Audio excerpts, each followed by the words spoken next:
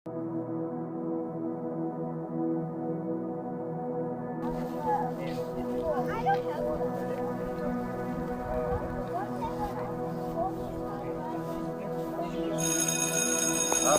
е басейна на река Янтра. Така да го позира.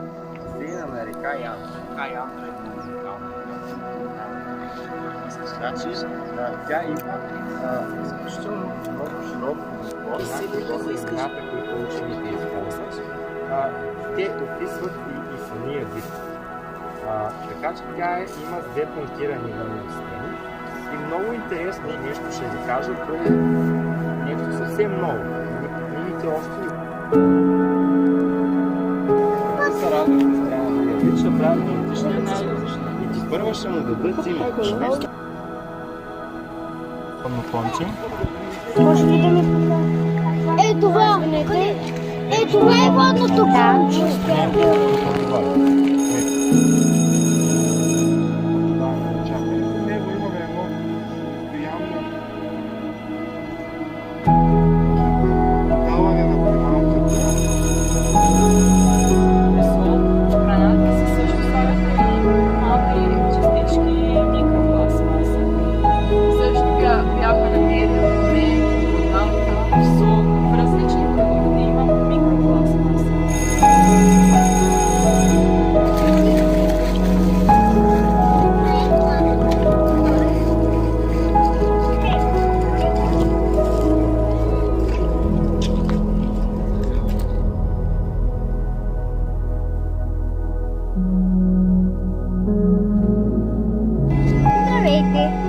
Беше прекрасен ден. С приятели ходихме на зелено училище, където научих много неща за речните обитатели, както и за природата. Спускахме се каяци, играхме в реката и правихме много забавни неща.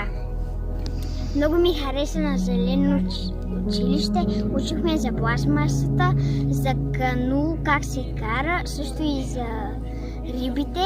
Също учихме и как да хващаме риби, техники и много ми хареса тук. Искам пак да дойда и много беше забавно.